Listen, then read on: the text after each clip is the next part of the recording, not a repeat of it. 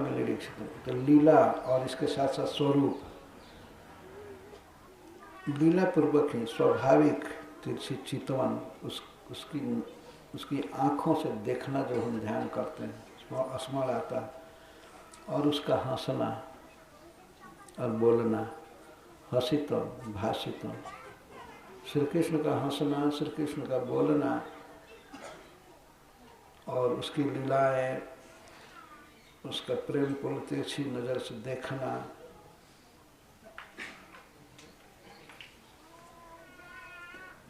जब हम स्मरण करते हैं तो स्मरण आते ही रहते हैं।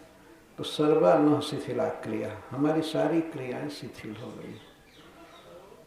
सारी क्रिया से तात्पर्य हमारा भोजन करना, सोना, चलना फिरना सब शिथिल होता जा रहा है। और शिथिल होते होते एक दिन निश्चित मरण हो जाएगा। यदि कृष्ण नहीं आएगा तो कुछ दूसरा ही दुर्दिन देखना पड़ेगा। परंतु हमारी जिस तरह से उसने रक्षा किया, जिस तरह से कृपा प्रकाश किया, तो हमें विश्वास है कि वो आएगा।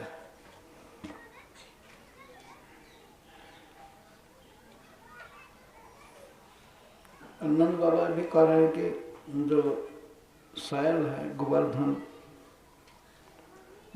पर्वत या और भी पर्वत जिस पर श्री कृष्ण ने लीला किया है, और जिस जमुना में, मानसी गंगा में उसने विहार किया है, सरित छैल वनोद्देशा, चार चीज कह रहे हैं, सरिताएं, शैल, वन और उत्तदेश, बहुत सुंदर देश, समतल मैदान जहां तहां वन प्रदेश, वनोद्देश, वन और उद्देश्य, सुंदर देश, मुकुंद पद भूषिता है। जो श्री कृष्ण के चरण चिन्ह से अलंकृत हैं और आक्रीला उसके विहार स्थल, इनको जब जब हम देखते हैं तो मन में जाती तदात्मता। इसका अर्थ है, जब पहले नंद बाबा ने कहा कि हमारी सारी क्रियाएं शिथिल होती जा रही हैं, दिन प्रतिदिन शिथिल होती जा रही है कृष्ण का स्मरण करने से, तो वही हंसी देखने की इच्छा है, उसकी बोली सुनने की इच्छा है, उसकी चितवन को देखने की इच्छा है। चक्रवर्ती पार्यार्थ करते हैं कि बाबा, जब कृष्ण का स्मरण आपको घर पर ज्यादा होता है, तो आप कहीं गाय लेकर निकल जाइए और कृष्ण को भूल जाइए। घर पर रहने से ज्यादा स्मरण होता है तो वन में जाइए, पर्वत में जाइए और अन्य गोपों के साथ गाय चलाइए, मन भूल जाएगा, आप सुखी हो जाएंगे। तभी कहते हैं, नहीं उद्धव, कहीं भी जाता हूं तो उसका स्मरण होता ही रहता है। यदि मैं जमुना जी के किनारे जाता हूं,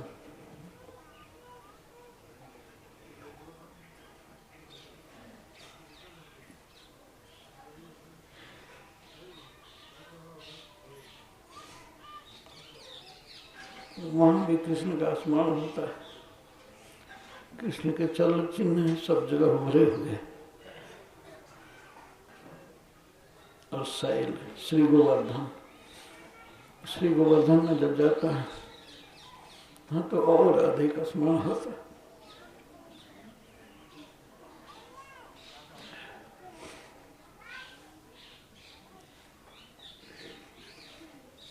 गोवर्धन धारण करने की उसकी लीला याद आती है, और गोवर्धन के कंदराओं में शिखर पर विहार स्मरण आता है। वृंदावन में वहां भी चलो चिन्ह है, सब जगह लीला भूमि है, उसकी क्रीड़ा भूमि, और उद्देश्य कहीं ताल वन में जाता है, उधर भी सब जगह स्मरण आता है।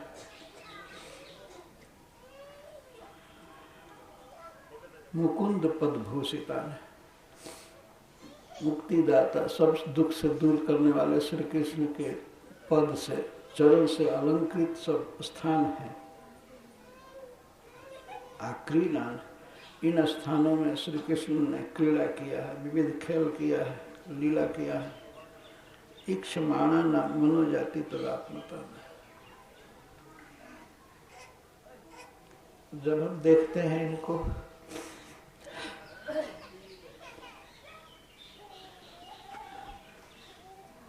मन तदात्मता कृष्णमयता को प्राप्त होता है, कृष्णमय हो जाता है, अर्थात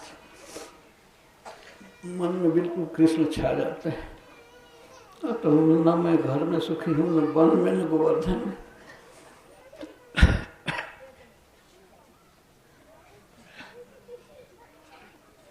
तदात्मता का एक अर्थ है कि मैं, ऐसा होता है कि मैं कृष्ण लीला में बन जाता हूँ, मैं ही गोवर्धन जैसा फील करने लगता हूँ। इतना कृष्ण का स्मरण होता है, लगता है कृष्ण मेरी ही गोद में खेल रहे हैं। गिरिराज जी का स्मरण करने पर यह भाव होता है कि हमारे हृदय में कंदरा गुफा में श्री कृष्ण खेल रहे हैं।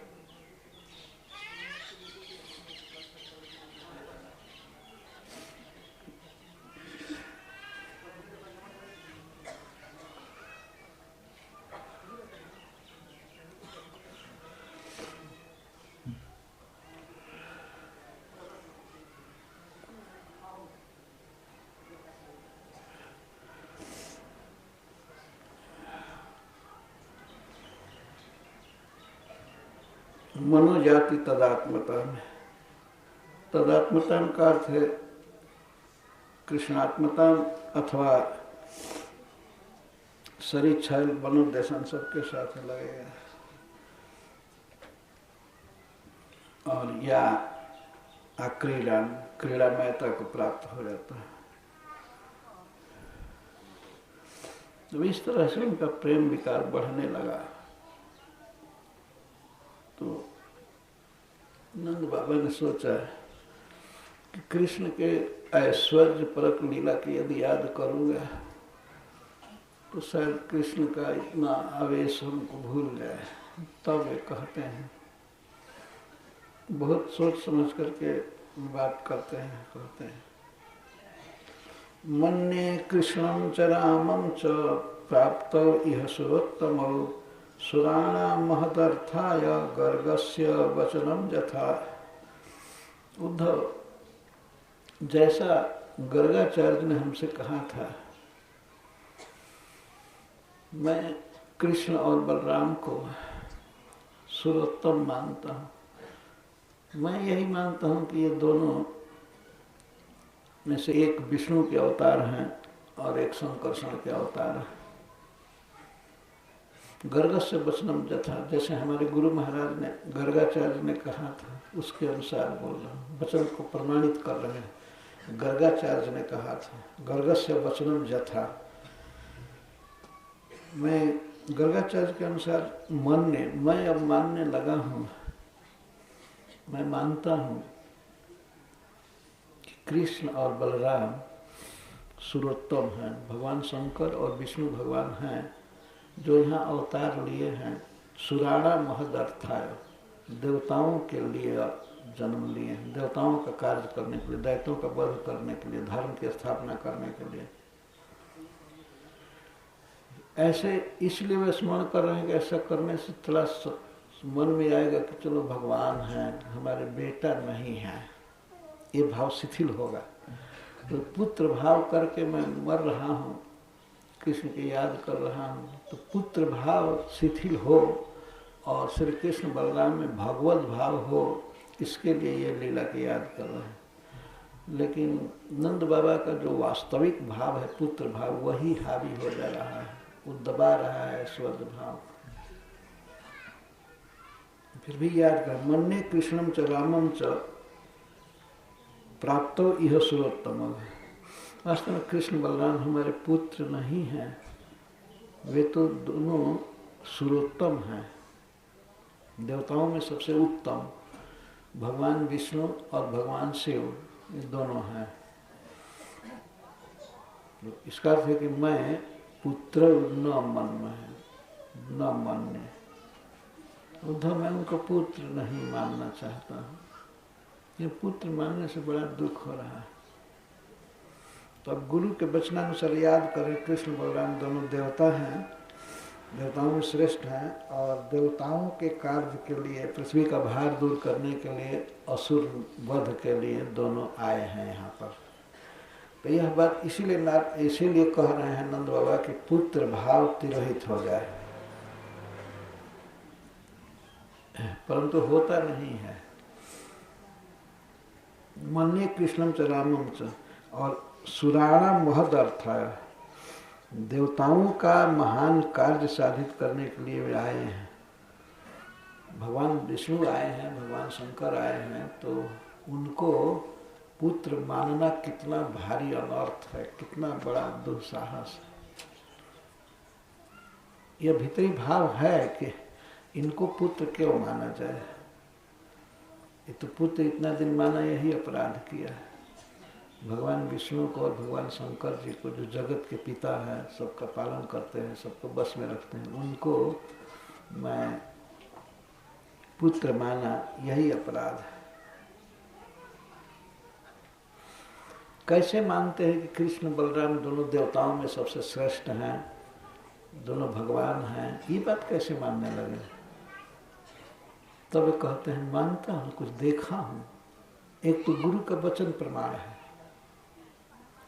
साफ बोले हैं कि ये दोनों, ये कृष्ण जो है ये नारायण समूह गुण है, ये गुणों में नारायण के समान है, नारायण ही इसके गुणों में इसके समान है। एक तो गुरु का वचन है, और दूसरे मैं देखा हूँ। प्रत्यक्ष किम प्रमाणम, प्रत्यक्ष में जो देखा हूँ, तो दूसरा प्रमाणिक श्लोक बोलने की क्या जरूरत है? जो चीज आदमी देखा है, तो कहते हैं कंसो नागायुत प्राणम, 10,000 श्रेष्ठ हाथियों का बल था कंस में, और मैंने अपने आंख से देखा, कृष्ण मार दिया उसको।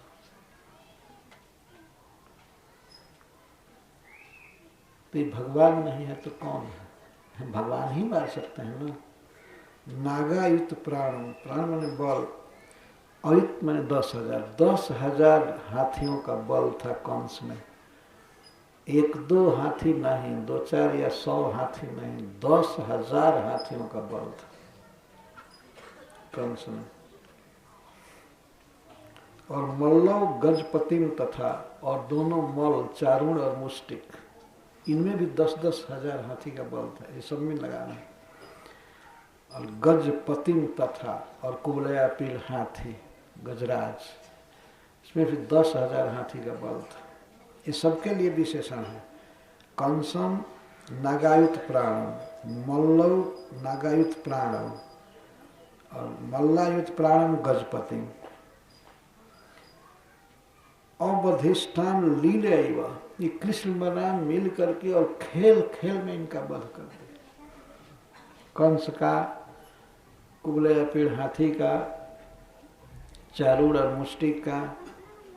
लीलया एवं पशु निव मृगाधिप, जैसे सिंह है खेल खेल में सारे पशुओं को मार देता है, वैसे दोनों खेल खेल में ही मार दी। कोई हथियार नहीं उठाए, कुछ नहीं उठाए, किसी को तमाचा मारे मर गया वहीं पर, किसी को पैर से मारे मर गया। ये बलराम मुष्टि को एक तमाचा केवल मारा। नंद बाबा बैठे थे उस रंगभूमि में, देखे थे। 10,000 हाथी का बल रखने वाला मुष्टिक एक बलराम जी के बाएं हाथ के एक मुष्टिका लगने से मर गया, तमाचा लगने से, खून फेंकने लगा और चक्कर आ गया, उसे गिरा और मर गया। और चारूण को भगवान कृष्ण हाथ से पकड़ लिए, हाथ से पकड़ करके उसे दोनों हाथ और लगे घुमाने, इतना जोर से घुमाए कि वो आकाश में ही मर गया।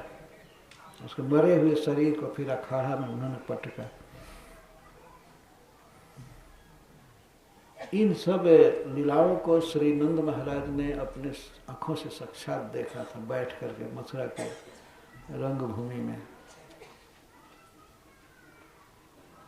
तो गुरु जी से जो सुने थे बात उसका प्रैक्टिकल कर रहे थे। अब ये उस समय नहीं माने, उस समय कुछ नहीं माने कि कृष्ण ने वध किया, ये तो भगवान की कृपा है, नारायण की कुछ कर रहे हैं। ऐसी स्वाभाविक लीला होती थी कि ये विश्वास ही नहीं होता था कि बलराम मार सकता है या कृष्ण मार सकता है। 10,000 हाथी का बल रखने वाला 11 वर्ष के लड़के के तमाचा से मरेगा? एक हाथी भी नहीं मर सकता है। हाथी क्या मारेगा? हाथी के पास जाएगा वही कुचल देगा। लेकिन इतने बलवान मुष्टिक को, पहलवान को, जो वर्षों से तैयारी करके रखा गया था कृष्ण का वध करने के लिए, बलराम का वध करने के लिए, केवल इनका यही काम था। रोज कुश्ती लड़ते थे और तैयारी में रहते थे कि कृष्ण बलराम को मारना है। इसी पर सरकार भारी वेतन दे रही थी। कंस बहुत भारी वेतन सैलरी दे रहा था। बहुत प्यारे पहलवान थे उसके, सब राष्ट्रीय पहलवान थे। सरकार के द्वारा हाई सैलरी मिलता था। काम क्या था कि भगवान कृष्ण को बलराम को मारना है। वर्षों से जिनको तैयार किया गया था, जो खूब खाए पिए थे, प्रसन्न थे, सब थे। बल्कि जब वो लोग लड़ने का प्रस्ताव रखे, चारुल ने कहा कि आप लोग कुश्ती दिखाइए, राजा का मनोरंजन करें, हम भी प्रजा हैं, आप भी प्रजा हैं। तो भगवान ने, श्री कृष्ण ने डिनाई किया कि नहीं, हम लोग छोटे छोटे बच्चे हैं, आप लोग बड़े बड़े पहलवान हैं, हम लोग भी मनोरंजन करेंगे राजा का, लेकिन हम अपने साथियों के साथ कुश्ती दिखाएंगे। तो हमारे साथ आए हैं, हमारे साथी, हम इनके साथ लड़ेंगे, कुश्ती दिखाएंगे। और आप लोग भारी भारी पहलवान आपस में लड़िए, राजा का मनोरंजन कीजिए, इंटरटेनमेंट कीजिए। तो चारुल कहता है, न बालो न किशोरस्तुम बलश्च बलिनाम बर। तुम बच्चा हो, तुम किस मुख से कहते हो कि मैं बच्चा हूँ? तुम बच्चा नहीं हो, न किशोर हो। और ये बलराम, और तुम बलवानों में सबसे श्रेष्ठ बलवान। अभी अभी लीला पूर्वक खेल खेल में कुबलिया पेड़ हाथी को मार दिया और बच्चा बनते हो? बच्चा नहीं हो। और उसको वास्तव में भगवान दिखाई दे रहे थे, महापर्वत के समान वज्र शरीर वाले दिखाई दे रहे थे। वो झूठ नहीं बोल रहा था।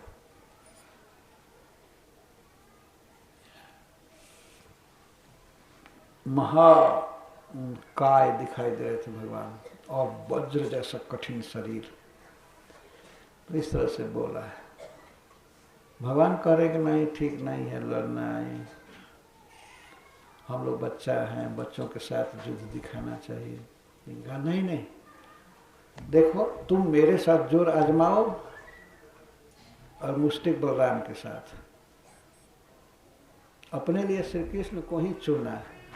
चारुण कंस चारुण मर्दनम देवकी परमानंदम कृष्णम वंदे जगत गुरु। यही है ना? हाँ। तो फिर युद्ध हुआ और बहुत देर तक युद्ध हो रहा था। भगवान उस शोभा को धारण किए थे, लीला दिखा रहे थे कि उस सभा में रहने वाली स्त्री और पुरुष सभी लोग कहने लगे, महान महान अन्याय हो रहा है, अन्याय हो रहा है। चारुल भी मारता था भगवान पर मुष्टि का तमाचा मारता था, क्या क्या प्रहार करता था, कभी फेंक देता था, कभी खींचता था, कभी घुमाता था। और श्री कृष्ण के शरीर पर, सुंदर मुख कमल पर परिश्रम की बूंदे आ गई थी। बहुत भारी परिश्रम हो रहा था।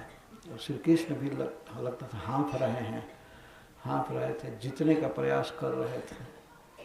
स्त्रियां तो कहती हैं बहुत गलत रूप से इन लड़कों को फंसाया गया है, यहाँ पर अन्याय हो रहा है, इस सभा में जो रहेगा उसको भी पाप लगेगा। अच्छा यही है कि सभा में प्रवेश न किया जाए। वे कहती तो हैं, लेकिन कोई सभा से निकल कर जाती नहीं थी, क्योंकि श्री कृष्ण को देखे बिना नहीं रहा जाता था। तो भगवान को आशीर्वाद दे रहे थे कि हमने आज तक भगवान विष्णु की जो भी पूजा किया, हमने दान दिया ब्राह्मणों को, या तप किया, उपवास किया, सबका यह फल हो कि कृष्ण इसका वध कर दे। सब लोग अपना अपना पुण्य लगा दिए। ठीक वैसे ही जैसे सीता जी के स्वयंवर में धनुष नहीं टूट रहा था, और जब श्री भगवान गए मंच पर तो सभी जनकपुर के लोग, विशेष करके स्त्रियां, अपना अपना पुण्य अर्पित करने लगी। सीता जी तो कहती है, गणनायक वरनायक देवा, आज लगी किन्ह्यो तो सेवा। हे गणपति जी,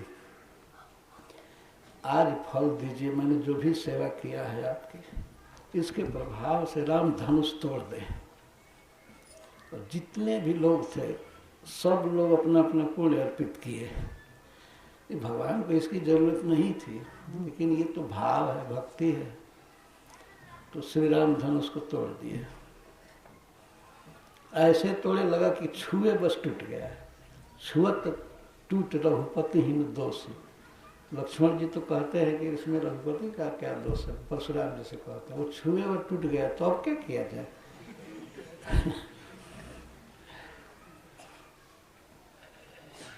परशुराम जी बहुत जुम में आए थे, बोल रहे थे बेढंगा, कौन धनुष तोड़ा। और सबसे ज्ञानी जनक जी को कहते हैं, अरे जड़ तो पत्थर हो गए हो क्या, कहजड़ जनक धनुष का तोड़ा। जब श्री परशुराम जी आए सभा में तो इनका जस तो सर्वत्र विख्यात था। ये ब्राह्मण किस तरह से क्षत्रियों का संहार किया है। हाथ में कुल्हाड़ी लेकर के केवल परशु, और 21 बार क्षत्रियों का संहार किए थे। सहस्त्रबाहु अर्जुन का वध किए थे।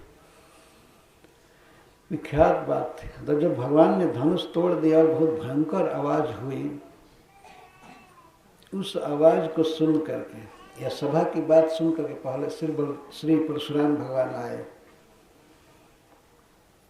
उनको देखते ही सारे राजा डर गए। अब तो धनुष तोड़ने वाले की ये खबर लेंगे, उसको मारेंगे। तो बहुत खुश भी हुए लेकिन डर गए। तो अपने अपने बाप का नाम ले लेकर के सब प्रणाम कर रहे थे। सरकार, हम इस देश के हैं, इस राजा के लड़के हैं। और श्री परशुराम भगवान केवल देख रहे थे। अच्छा, जिधर देखते थे तो उधर राजा लोग खड़े होकर कहते थे, हम इस देश के राजकुमार हैं। अच्छा ठीक है। तब विश्वास होता था कि अब हमको नहीं मारेंगे। वीर भेष में भगवान थे। भगवान का अद्भुत बल है। कोई सेना लेकर के परशुराम जी नहीं जाते थे, अकेले और राजाओं के बीच में सबको काट कूट करके खत्म कर देते थे। भगवान का कोई क्या कर सकता है। तो सब लोग डर करके प्रणाम करने लगे। तो इसके बाद सब लोग शांत होकर के जब बैठे, प्रणाम सब खत्म हो गया। उसके बाद देखे शिव जी का पूज्य धनुष 2 खंड में पड़ा हुआ है। धनुष की तरफ दृष्टि गई तो उसी क्रोध मुद्रा में वे जनक जी का भी अपमान करते हुए बोले, कहजड़ जनक धनुष का तोड़ा। अरे जड़ जनक, ये तुम्हारा गांव है ना, ये सभा तुम इकट्ठा किए हो ना, धनुष तुम तोड़वाए हो ना।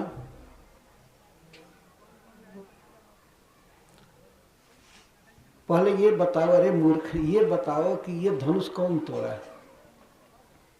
सो बिलगाई बिहाई समाजा, नतमा रे जय हई सब राजा। जो धनुष तोड़ा है यहाँ निकल करके आ जाए, केवल उसी का वध करूंगा, नहीं तो सब राजा मारे जाएंगे। इसका मतलब है कि राजा लोग स्वयं ही भेजे उसको, कौन तोड़ा है। इतना बड़ा अपराध कौन किया, कौन धनुष तोड़ा है। अब तो जनक जी को तो काठ मार गया है। अब क्यों कहें। कुछ हुड राजा संकेत कर रहे होंगे ऐसे उंगली दिखा करके, वो तोड़ा है, वो तोड़ा। सबसे ऊंचे मंच पर भगवान बैठे थे।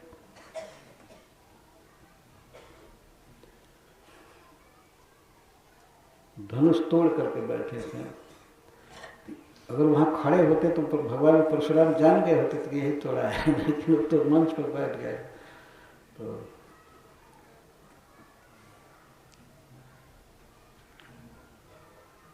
जनक महाराज बोल ही नहीं रहे थे, सारी सभा सन्न हो गई। जो अच्छे राजा थे वे तो डर रहे थे, भगवान राम के मंगल की कामना कर रहे थे, लेकिन जो हुड थे, बदमाश सब खल थे, वे चाहते थे कि राम मारे जाए। अच्छा हुआ हमको दंड नहीं देना पड़ा, परशुराम जी ही आ गए, करो विवाह, तोड़ धनुष। ये सब हो गया। तो भगवान ने देखा कि जनक महाराज जी डरे हुए हैं और सब लोग विषण हैं, चिंता में हैं। तो भगवान परशुराम जी के पास आए, प्रणाम किए, हाथ जोड़ करके बोले, नाथ शंभु धनु भंजन हारा, हुई है को एक दास तुम्हारा। हे नाथ, हे स्वामी, शिव जी का धनुष तोड़ने वाला आपके दासों में से कोई एक है, क्या आज्ञा है, क्या सेवा करूं? मतलब मैं ही वो हूं, तो मैं आपका दास हूं, आपकी क्या सेवा करूं? सुनहु राम जो शिव धनु तोड़ा, सहस बाहु समसो रिपु मोरा। दास कहते हैं जो उनका सेवक सो जो करे सेवकाई, रिपु करनी करी लड़ाई। जब दुश्मन का, शत्रु का काम किया तो लड़ाई होनी चाहिए। तो जो शिव जी के धनुष को तोड़ा है वो सहस्रबाहु अर्जुन के समान मेरा बैरी है, मेरा शत्रु। और फाइनल निर्णय दिया, सुनहु राम जहि शिव धनु तोरा, सहस बाहु समसो रिपु मोरा।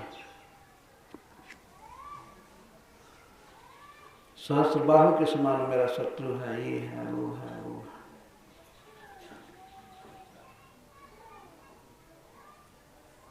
भगवान ने कहा कि मैं आपका शत्रु कैसे होता, आपकी बराबरी करने का कोई मतलब ही नहीं है, आप तो स्वामी हैं, हम आपके सेवक हैं। क्षत्रिय वैसे ही ब्राह्मणों के सेवक होते हैं।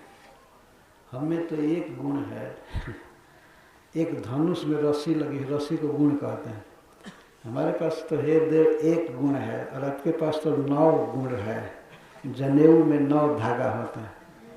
9 गुण परम पुनीत तुम्हारे, और ये गुण तो मार काट करने वाला है। और आपका जो गुण है वो क्षमा, दया, शांति, वेदाध्ययन आदि इन गुणों से युक्त है। तो आप में 9 गुण हैं, हमें तो एक गुण है, हम कैसे आपकी समानता कर सकते हैं? भगवान बहुत शीतल वचन बोल रहे थे, और परशुराम जी उखड़ते जा रहे थे बिना मतलब। जो व्यक्ति क्रोध में होता है वो अपनी ही हानि करता है ना। तो श्री भगवान का अपमान श्री लक्ष्मण जी नहीं सह सके।